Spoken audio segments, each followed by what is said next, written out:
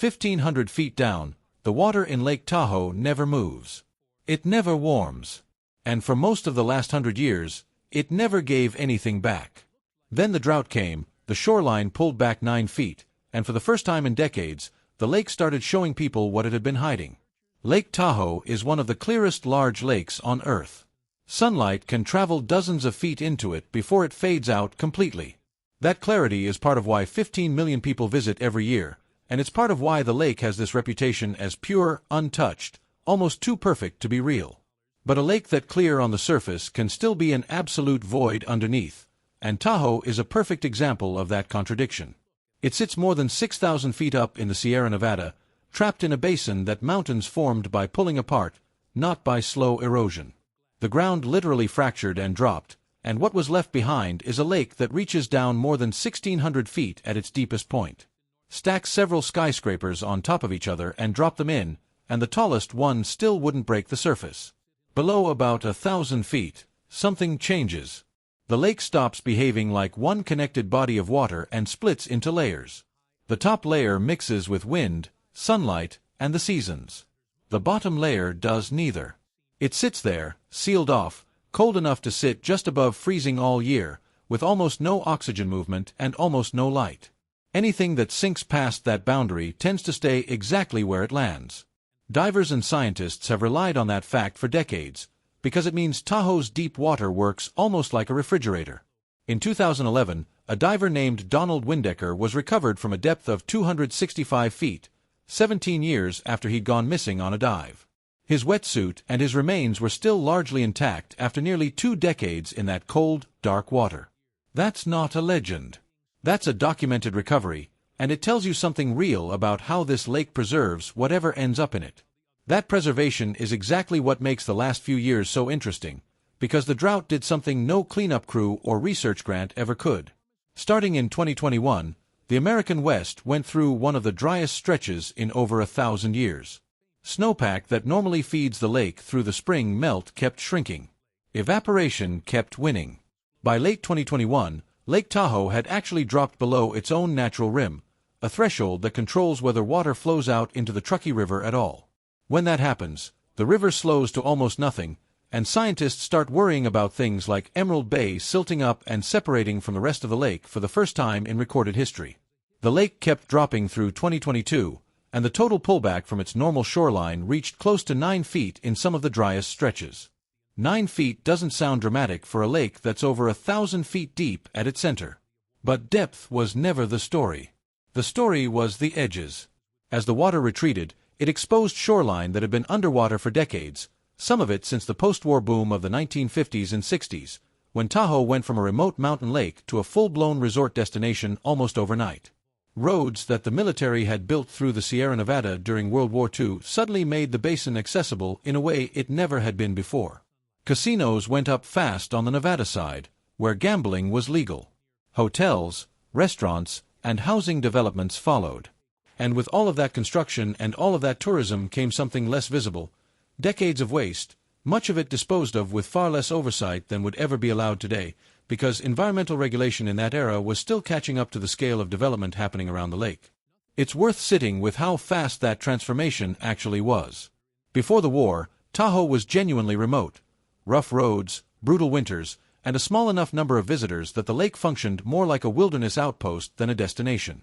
Within about 2 decades, it had entertainment venues running around the clock, seasonal cabins converting into year-round homes, and paved highways replacing dirt roads built for a fraction of the traffic they suddenly had to carry. Growth like that doesn't happen with careful long-term planning. It happens in bursts, driven by demand, and it leaves behind exactly the kind of unmonitored waste stream you'd expect from decades of hotels doing laundry, restaurants and casinos running non-stop, and construction sites generating debris faster than anyone was tracking where it went. Geography made the lake itself the path of least resistance. Hauling waste out over steep, unpredictable mountain roads cost money and time that dumping it near the shoreline simply didn't. So when the water pulled back in 2021 and 2022, hikers and locals didn't just find sand and rock. They found old tires half buried in the shoreline, rusted metal, glass bottles from brands that don't exist anymore, debris that had clearly been sitting there for a very long time. It looked, at first, like ordinary accumulated litter, the kind that builds up around any heavily used lake over half a century.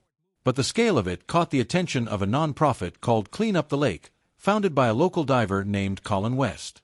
What started as a smaller pilot project turned into something much bigger, a full, systematic scuba survey of all 72 miles of Tahoe shoreline, completed over the course of a year between May 2021 and May 2022. What they pulled out of the water was staggering. Nearly 25,000 pounds of submerged litter, catalogued piece by piece with GPS coordinates so researchers could actually map where pollution was concentrated. Some of what they found was exactly what you'd expect: cans, bottles, fishing gear, sunglasses, tires. Nearly 5,000 aluminum cans alone. But mixed in with the ordinary trash was a strange cross-section of decades of human history sitting untouched on the lakebed. Vintage Nikon film cameras from the 1980s. Cordless home telephones from the 1990s. A Walkman with a cassette still loaded inside it. More than 100 boat anchors. A clawfoot bathtub. Engagement rings that had presumably slipped off hands in the water and were never seen again. Massive broken sections of old boats and engine blocks, remnants of watercraft that had sunk or been scuttled going back generations. One of the more remarkable finds wasn't buried in silt at all. It was a graveyard of small pleasure boats near the site of the old Emerald Bay Resort, deliberately sunk by the resort's owners in the 1950s when they shut the place down rather than hauling the boats out.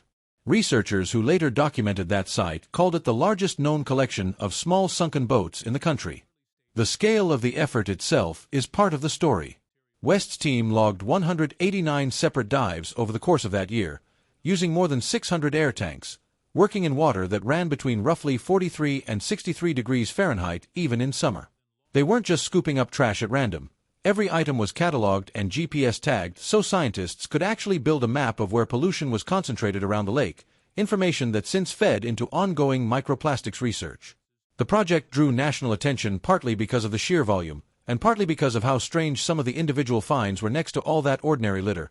A sunken flag from the Tahoe Yacht Club, a no littering sign someone apparently threw into the lake rather than reading, more than 460 tennis and golf balls, nearly 300 pairs of sunglasses. Divers involved in the project have said publicly that despite years of local rumors about mob activity and lost treasure at the bottom of Tahoe, they never found anything to substantiate either. Just an enormous, slowly accumulating record of ordinary human carelessness. And then there are the bigger wrecks, the ones divers have known about for years even without a drought exposing anything. The SS Tahoe, a 168-foot steamer that used to ferry passengers around the lake in the early 20th century, sits almost perfectly preserved in 372 feet of water near Glenbrook, Nevada. Because Tahoe's cold, low oxygen, low-light deep water slows decomposition and corrosion to a crawl, wrecks like the SS Tahoe don't break down the way they would in a warmer lake. They just sit there, largely intact, waiting. This is also where the legends come in, and it's worth being straightforward about what's documented and what isn't. Lake Tahoe has a long-running local legend, dating back to the organized crime era of the mid-20th century, that the deep water off the south shore holds more than boats. During the 1950s and 60s, the Nevada side of the lake was a genuine boomtown built partly on casino money, and casino boomtowns in that era, much like early Las Vegas, sometimes attracted people connected to organized crime. Stories have circulated for decades about cars, and even people, disappearing into the lake during that period, supposedly because the same cold, dark, motionless deep water that preserved a diver's wetsuit for 17 years would just as easily keep other things hidden and intact indefinitely. Local dive tour operators openly market this legend to tourists. It is, by every account available, a popular story rather than a confirmed one. No verified case of a body or a mob-related sinking has been publicly documented at extreme depth in Tahoe the way it has, notably, at a very different lake a few hundred miles away. That other lake is Lake Mead, on the Nevada-Arizona border, and its story is worth mentioning because it's easy to see how the two get mixed up.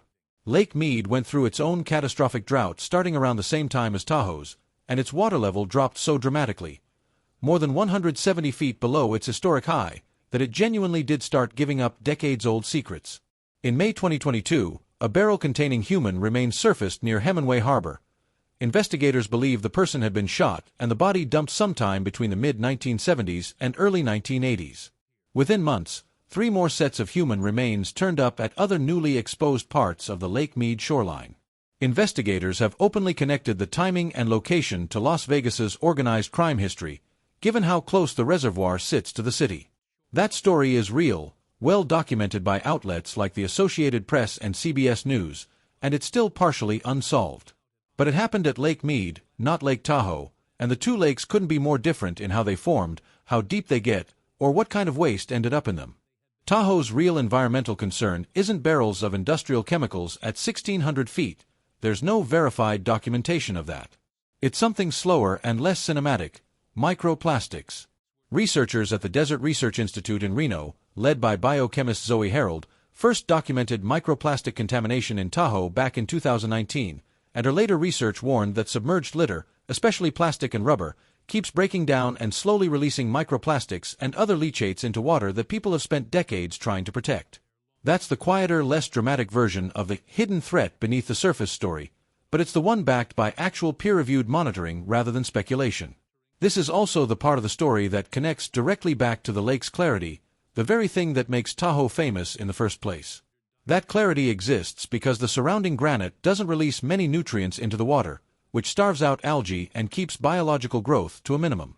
Cold temperatures slow everything else down. It's a genuinely rare set of conditions, and it's also fragile.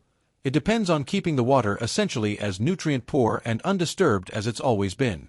Every pound of decaying litter sitting on the lakebed, every microplastic particle shedding off a forgotten tire or engine block, works against that balance a little at a time. Nothing about it is sudden. It's the same slow, patient process that let the SS Tahoe sit intact for over a century, just running in the opposite direction. Instead of preserving history, it's quietly eroding the exact quality that makes people want to protect the lake to begin with.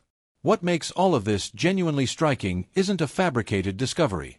It's the real contrast between what Tahoe presents to the 15 million people who visit it every year and what 50 years of unmonitored waste, deliberate boat scuttling, and casino-era mythology left sitting on its lakebed the whole time.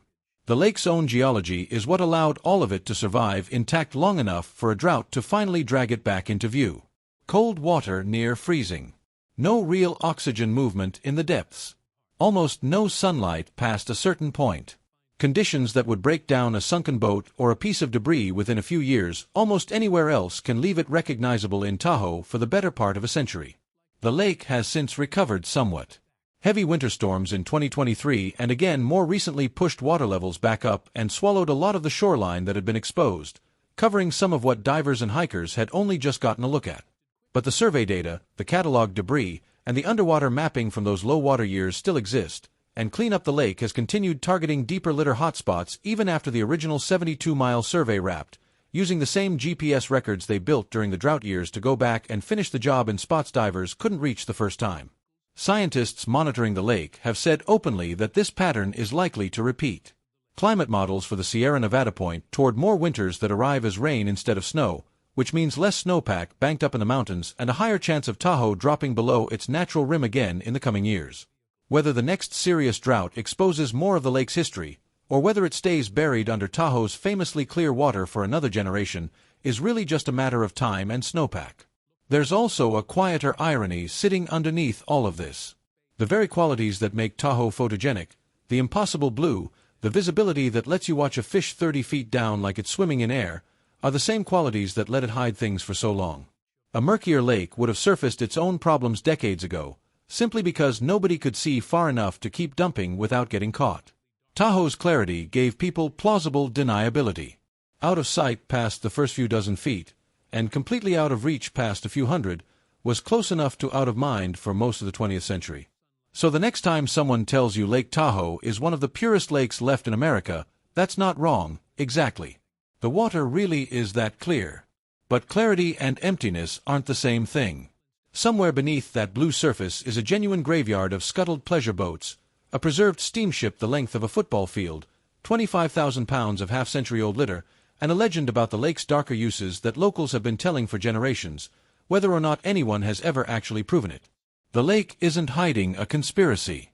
It's just very, very good at keeping things exactly the way it found them.